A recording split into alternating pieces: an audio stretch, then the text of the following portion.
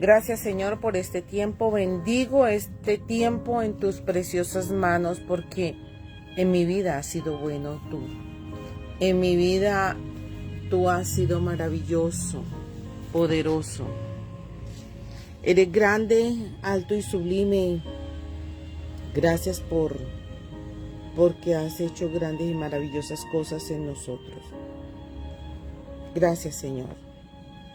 El día de hoy comenzaremos con Deuteronomios, el capítulo 13, 29, que dice de esta manera. Dice así el versículo Deuteronomios 13. Vamos a mirar Deuteronomios 13. Dice de esta manera.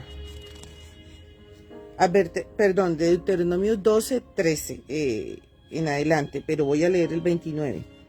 Cuando Jehová tu Dios haya destruido delante de ti las naciones a donde tú vas para poseerlas y las heredades, y habites en su tierra, guárdate que no tropieces yendo en pos de ellas, pues que sean destruidas delante de ti. No preguntes acerca de sus dioses, diciendo: de la manera que servían aquellas naciones a sus dioses, yo también les serviré. No harás, dice el Señor. Así ha dicho el Señor, no harás. Porque toda cosa abominable que Jehová aborrece hicieron ellos a sus dioses, pues aún sus hijos y a sus hijas quemaban en el fuego a sus dioses. Cuidarás de hacer todo lo que yo te mando, y no añadirás a ello ni le quitarás. ¿Por qué, queridos, el Señor está reprendiendo, dando una advertencia a Israel sobre no adorar a otros dioses? Porque resulta que ellos, el Señor sabía que iban a ir a la tierra del cananeo, del eteo, del heveo, del jebuseo y todos estos pueblos que estaban allí, que tenían que ir a hacer que ellos se desplazaran, a quitar. ¿Por qué? Porque Dios ya estaba asqueado de toda la abominación que estas naciones, estos pueblos, no eran naciones, estos pueblos hacían. Y el Señor necesitaba limpiar la tierra de la idolatría.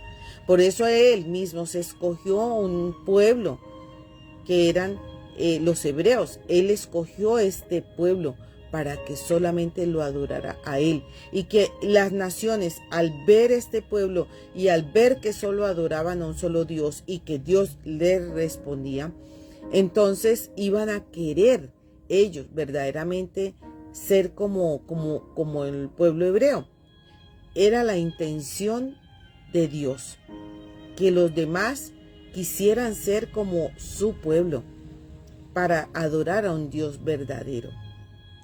Por eso, luego manda a su Hijo para restaurar todo lo que se había perdido, ¿cierto?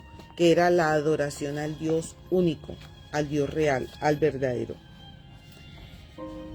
Entonces, queridos, con respecto al monte de la religión, tenemos que desplazar de nuestras vidas, de nuestro entorno, toda religiosidad, porque es contradictorio a Dios. Porque al Señor no le gusta. En nuestro último tiempo, nuestro enemigo religioso en este tiempo se ha levantado, el Islam.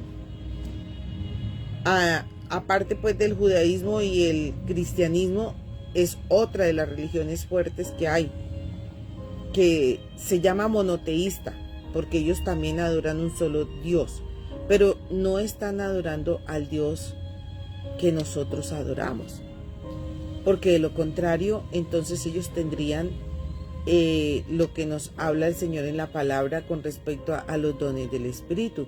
Conocerían al Espíritu Santo, tendrían interrelación con el Señor Jesucristo, que fue el que murió en la cruz del Calvario, pero ellos no aceptan nada de esto. Entonces, los musulmanes representan el 20% de la población mundial, que en la actualidad dominan y llaman la atención del planeta de una forma negativa en gran medida. La potestad del príncipe de Persia mantiene en cautiverio a miles de millones de almas en una religión que posee muchos elementos de anticristo. Pero a pesar de ello, podría ser una manifestación suya. El Islam está en contra de Israel y en contra de los cristianos. Oprime a las mujeres y está dispuesto a sacrificar las vidas de niños por su causa.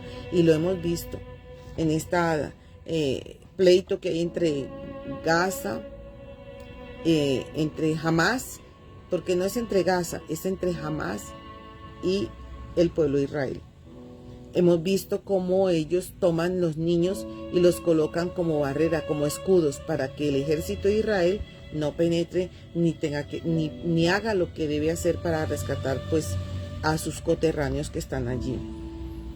Y lo mismo hacen con las mujeres, porque las mujeres están subyugadas dentro del Islam. Pero a pesar de todo eso, vemos cómo el Señor, a pesar de ello, cómo el enemigo al final será quitado y el Señor Jesucristo mostrará la verdadera esposa del Cordero en los últimos tiempos, que es la iglesia. Pronto vendrá el día en el que el poder cegador detrás del Islam será disperso y de pronto todos los que estaban cautivos podrán ver. Hay un día en que el Islam va a eclipsarse, casi de la misma manera en que colapsó el comunismo y la cortina de hierro. Se está erosionando todos los días, pero un suceso futuro provocará una diserción en masa de millones de musulmanes que llegarán a la casa del Señor. Y lo que traerán a ella es algo que en verdad necesita el monte de la adoración, la pasión, el fervor, la pureza, que inyectarán a la iglesia. Adoptarán toda la herencia sobrenatural que en parte es de la iglesia que han rechazado hasta ahora. El día viene, queridos, y pronto será, en que parte de la construcción total que viene para el cuerpo de Cristo, que impactará la manera tan rápida y poderosa en que el Islam será aplastado. No es nuestro último enemigo religioso, eso lo sabemos. Nuestro último enemigo religioso muy posiblemente será más fácil de discernir, porque será lo que ha llegado al monte de la religión haciéndose llamar cristiano. Tal como Jesús enfrentó la mayor persecución de aquellos días, que supuestamente estaban buscando al Mesías, así mismo va a pasar ahora. Al avanzar, el cristianismo enfrentará el mayor desafío por parte de quienes profesan a Jesús, o sea, a su misma fe. Ellos serán el último pueblo religioso, que será disperso, no serán enemigos para nosotros.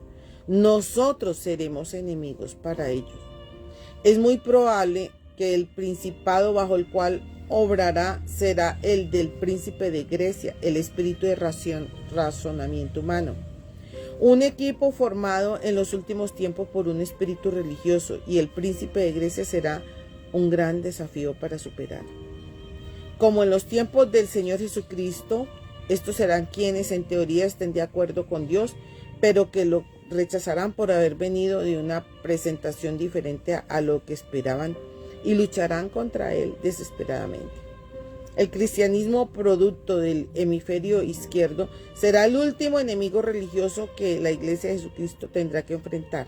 O sea, ya no el cristianismo puro como tal, como los primeros apóstoles, porque estamos seguros que si los primeros apóstoles y los discípulos que fueron primeros antes que nosotros vinieran y estuvieran en esta época, ellos dirán, uy, pero ¿esto qué será?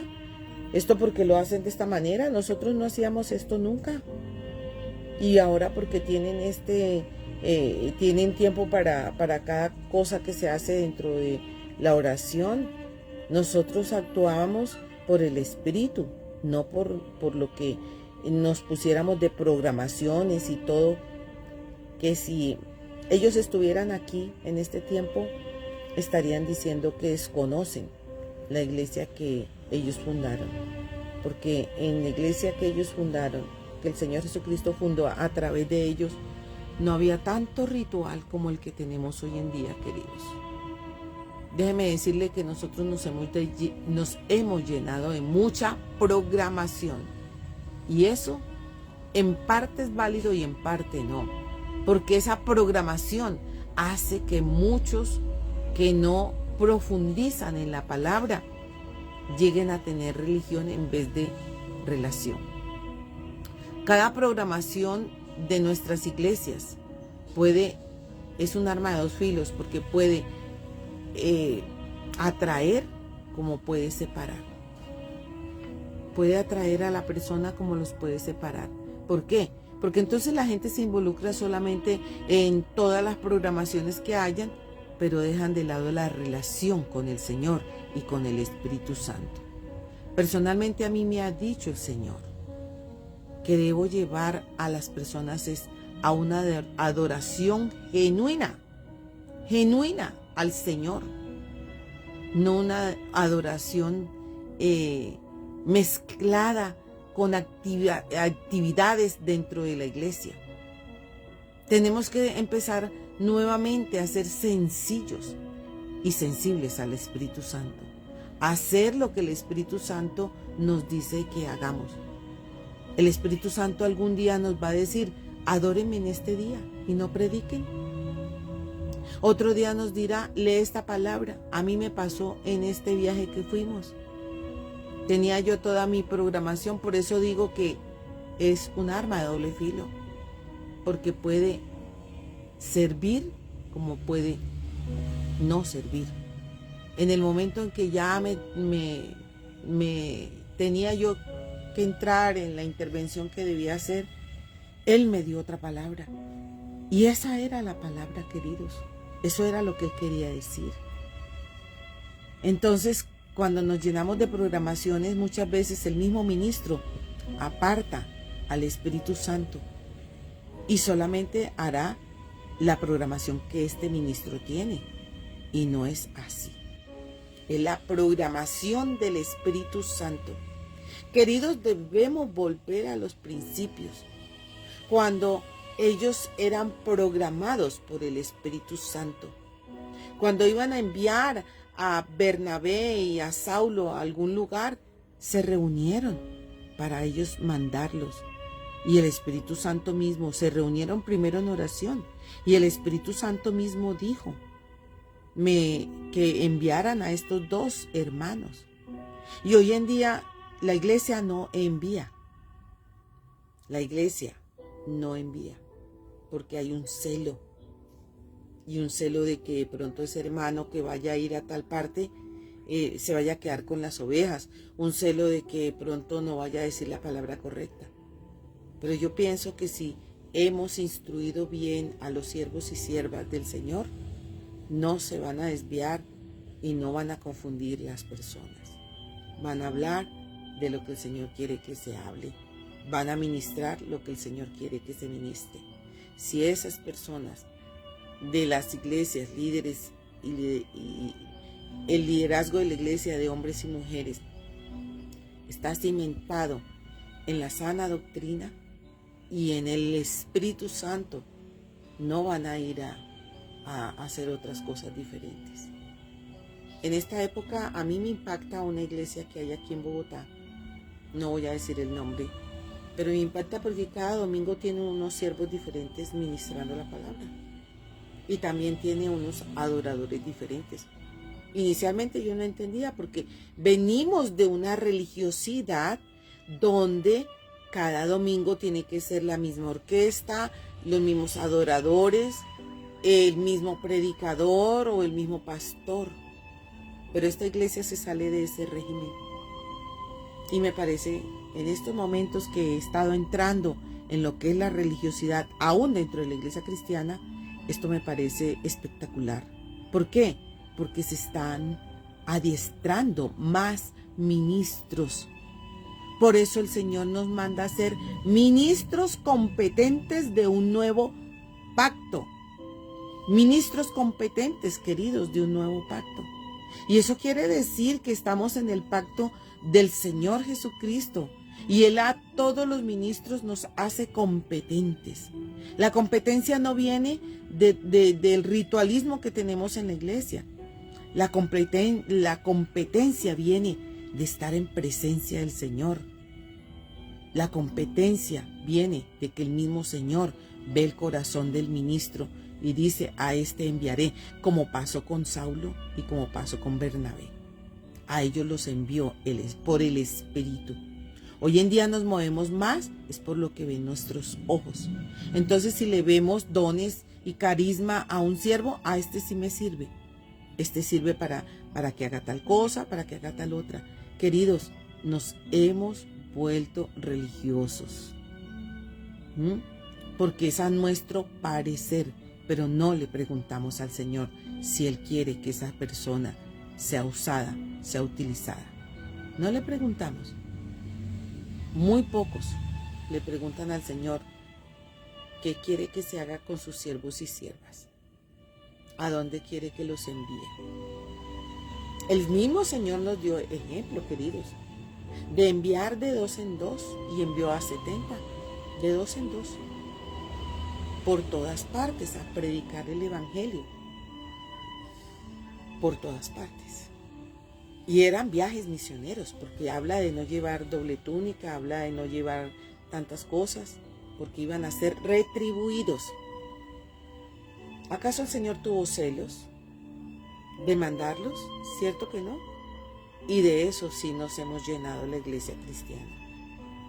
De eso nos hemos llenado mucho. Del celo para enviar a las personas. Y nos hemos apoderado y adueñado aún de los ministerios de cada persona. Nos hemos adueñado. Sin quererlo, pero eso hemos hecho como líderes cristianos. Entonces, queridos, tenemos que enviar y confiar que las enseñanzas que impartimos de parte del Señor a ese liderazgo, a esas personas, van a dar ese fruto que el Señor también esperó de cada uno de los 12, de cada uno de ellos. Es más, de hombres y de mujeres, porque allí estuvieron hombres y mujeres. Acordémonos que no solamente eran los hombres, las mujeres también. Y Él confió. ¿Cómo no fue que confió cuando fue María Magdalena allí al sepulcro junto con otra para mirar y se aparece el ángel o el mismo Señor para decirle que estaba vivo, que fuera a llevar el mensaje?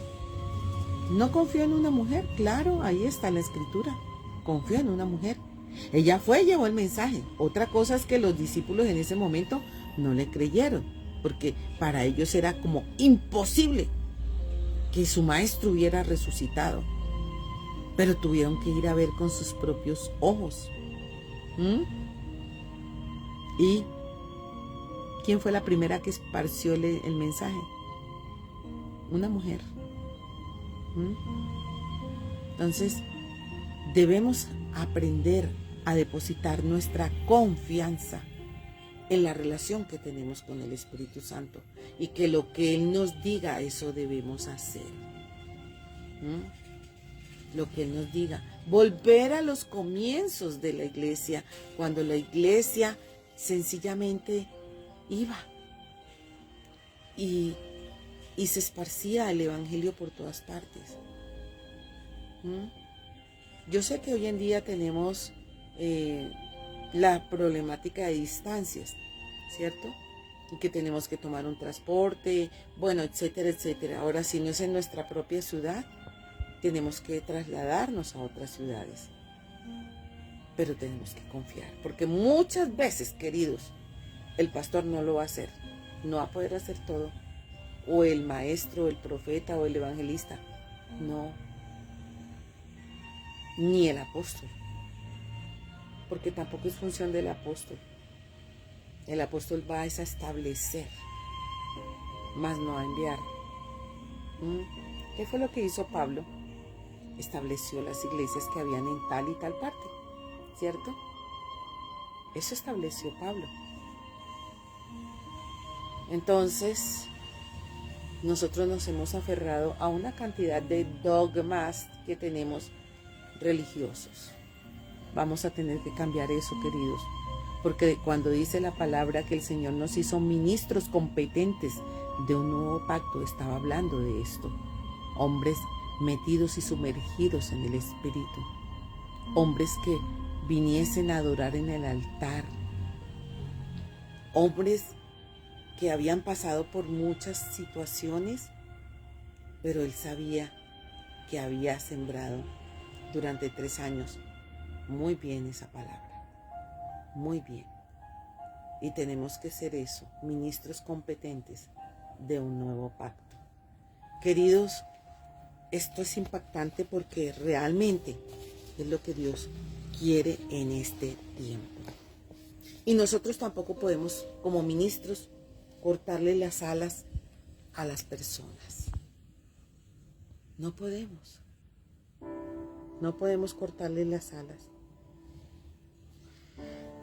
La marca del último anticristo será el antisemitismo, que en este momento ya está ocurriendo, lo cual hará que resalte más que cualquier otro.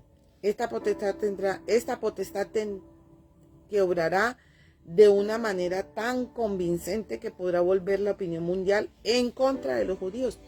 Está pasando, queridos, ya está pasando. Y nosotros tenemos que volvernos como ministros competentes de un nuevo pacto, defender la nación que el Señor escogió para él porque así le plació y punto. Eso es parte de esa competencia. Nos corresponde a nosotros ser hombres y mujeres que defendemos la nación de Israel porque es la nación del Señor. Gústele a quien le guste. Y allá hay hombres que aman al Señor. Es más, ellos estudian tanto, han profundizado tanto que nos pueden enseñar muchísimas cosas a nosotros. La profundidad de mucha palabra, ellos tienen esa profundidad. En Daniel 7:22 nos dice, hasta que vino el anciano de días y se dio el juicio a los santos del Altísimo. Y llegó el tiempo y los santos recibieron el reino. Qué privilegio tan grande poder nosotros, después de que toda esta religiosidad se haya quitado, la hayamos echado de lado, fuera de nuestras iglesias, como ministros competentes de un nuevo pacto, poder recibir el reino. Poder recibir el reino. Ayer estuve mirando el testimonio de un hombre que el Señor lo llevó a hablar con él. Este hombre se llama Jesse Duplantis. Él tuvo varias experiencias con el Señor. Y en una de esas experiencias él contaba que el Señor lo sacó y lo llevó al cielo. Mandó por él porque tenía una cita con él. Oiga, qué privilegio tan interesante que uno tenga una cita con el Señor y deje de lado todas las demás citas. Yo, mirando este testimonio, decía, Dios mío, a veces nosotros, nos volvemos tan cuadriculados, discúlpeme que le diga, y si algún ministro lo está viendo, de verdad eso hacemos. Nos volvemos tan cuadriculados que entonces programamos el día de hoy, tengo cita allí, tengo cita allá, tengo cita acá, tengo más allá. Pero la principal la hemos apartado. Y entonces hasta en eso nos hemos vuelto religiosos, porque entonces apartamos solo un tiempito y ya. Este varón Jesse Duplantis él hablaba de que él no tenía un tiempo específico para Dios. Para él el tiempo específico era todo el tiempo. Todo el tiempo, todo el tiempo. Y en una de esas él iba a ministrar en una iglesia y fue a almorzar con los hermanos antes de que llegara. Bueno, eso de cuando a ti te invitan a un lugar y entonces te invitan primero, te llevan a almorzar, aunque la reunión sea a las 7 de la noche. Él tenía la reunión a las 7 de la noche. Habla de que él se fue a almorzar con los hermanos. Entonces los hermanos le dijeron, hermano, quédese a comer, pida y eso. Y él pidió su comida. Mientras estaba ahí sentado, esperando que le trajeran su comida, el Espíritu Santo habló y le dijo, ve de nuevo al hotel. Devuélvete para el hotel. No lo dejó almorzar. No lo dejó almorzar y él se devolvió para el hotel. Los hermanos quedaron así como que, uy, pero ¿qué pasó? ¿Está enfermo el hermano? ¿O algo tiene? Porque se paró de la mesa sin almorzar. Dejó el almuerzo ahí, él pagó todo y se fue para el hotel. Dice que tan pronto entró en la habitación del hotel, él solamente pues se arrodilló cuando vino esa presencia maravillosa del Señor. Pero exactamente no era el Señor, vino una presencia. Llegó un ángel por él. Le dijo, tienes una cita con el Padre. Ah, ¿sí? Ah, bueno, vámonos, le dijo Jesse. Y se fueron. Dice, esta experiencia duró 5 horas terrenales. Porque en el cielo eso apenas es unos segundos o unos minutos.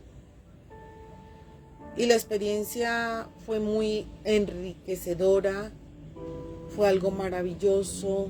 El Señor le mostró muchas cosas, pero a lo que quiero llegar en este momento es la última parte de esa experiencia. Y la última parte de esa experiencia de ese varón fue cuando ya se estaba despidiendo del Señor Jesucristo. Él había hablado. Él dice que cuando entró a esas salas del reino, eran resplandecientes. Y todos adoraban y alababan al Señor, diciéndole, santo, santo, santo. Y él dice que ya cuando se estaba despidiendo del Señor para volver, porque le dijo, tienes que volver, el Señor le empezó a llorar. Y él le dijo, Señor, ¿por qué lloras? Y él decía que este varón decía, yo quería como consolarlo, como preguntar algo, pero no me atrevía. No podía decir nada, porque no había nada que pudiese frenar las lágrimas del Señor Jesús. ¿Y sabe por qué lloraba? Y el Señor le dijo, ¿sabes, Jesse, qué es lo más doloroso para mí? Cuando tenga que ir y hacer el juicio y decirle a algunos que no podrán venir.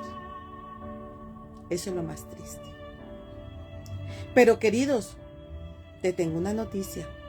Como ministros competentes de un nuevo pacto, el Señor nos encomendó a nosotros la tarea de poder hacer que muchos puedan ir, empezando por nuestra propia casa, nuestra propia familia, que puedan ir, no solamente nosotros. Yo estoy orando por mi casa, por mi familia, de la que está, la familia, la parentela que está en este tiempo y los que han de venir a futuro. Empecé a orar y le dije al Señor, necesito, Señor, que cada uno de ellos te conozca, que cada uno de ellos te acepte en su corazón, que hayan cambios verdaderos. He empezado a ver ciertos cambios, pero esa es la comisión que tenemos, hacer que muchos, y cuando vamos a predicar a otros lugares, que muchos anhelen estar en la presencia del Señor. Esa es la verdadera comisión, queridos. Que conozcan al Señor, que tengan relación con el Espíritu Santo. No es una relación con la iglesia, con el pastor. Eso es importante, pero la más importante no puede quedar de lado, y es la relación con el Espíritu Santo. Es la relación cuando yo me siento y le digo, mira, Padre, ¿sabes qué? A mí esto no me gusta. Mira las situaciones estas, mira esto y aquello, ¿qué te parece a ti? ¿Cuál es tu consejo? Así yo le hablo al Señor todo el tiempo. Yo le estoy diciendo, voy por la calle y le voy diciendo, ay no, Señor, mira que esta situación, mira que esto, mira que aquella persona. Y así voy hablando con el Señor todo el tiempo. O estoy aquí en mi casa y le estoy diciendo, Padre, mira, toca a fulanito, o cambia esta situación o el entorno. Eso le estoy diciendo al Señor. Yo me siento con Él como hablar con otra persona. Y viene, algunas veces no espero la respuesta porque también soy afanada. Eso sí, tengo que decirlo. Pero otras veces me espero y el Señor empieza a darme la respuesta. Muchas veces esas respuestas son dolorosas, porque es que Él es el único que conoce a cada persona en la profundidad, en el interior de cada corazón. Y a veces es dolorosa.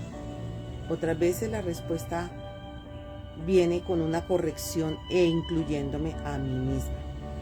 Viene con una corrección. Otras veces viene con decir espera, solo espera. Como en este tiempo que me ha dicho, solo espera. Yo estoy trabajando, solo espera. Y así.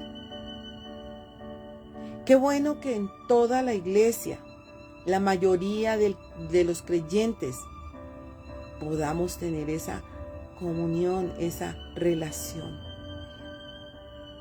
He encontrado, ¿y por qué lo estoy diciendo? Porque he encontrado que muchas veces en la iglesia hay mucho activismo, pero poca relación.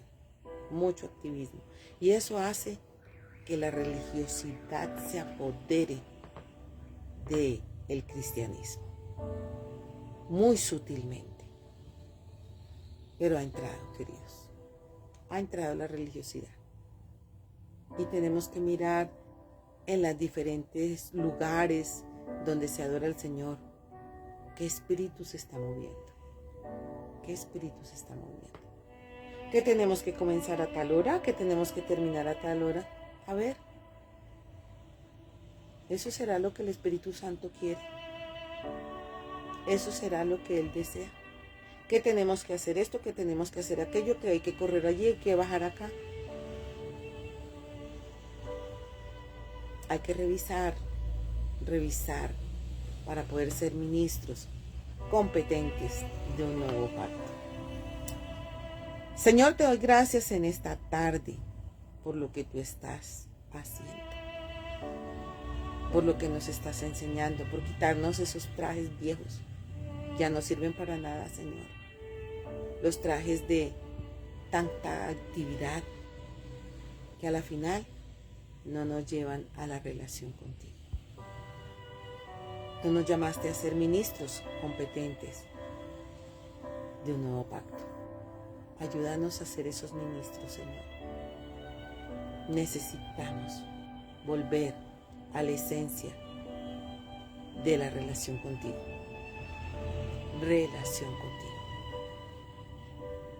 Gracias, Señor, por enseñarnos y por enseñarme esta tarde que no es lo externo, no es lo externo, es del hombre interior que se va renovando día a día. Es de la cantidad de cambio que tú haces en cada minuto, en cada hombre y cada mujer.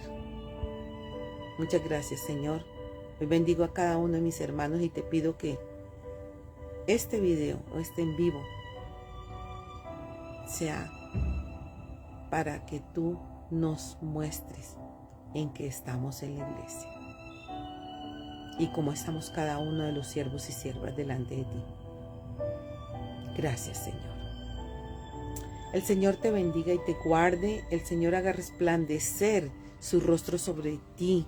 Y queridos, ese resplandecer su rostro sobre ti es porque has estado en presencia.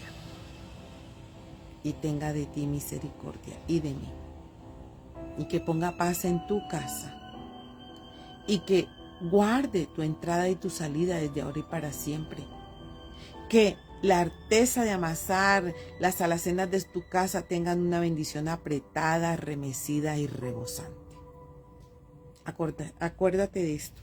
Deuteronomio 12, 29 al 32. Como lo que el Señor mostraba, que no quería que su pueblo se contaminara de eso. Hoy en día quizá no entregamos nuestros hijos a la muerte. Quizá nos desenvolvemos en otras tareas, pero esas tareas nos ocupan todo lo que es la relación con el Espíritu del Dios Altísimo. Muchas bendiciones, les habló la profeta Luz Estela Yasso. Estaremos de nuevo, si el Señor así lo permite, el día de mañana. Que el Señor traiga para cada uno de ustedes esa bendición apretada, remecida y rebosante.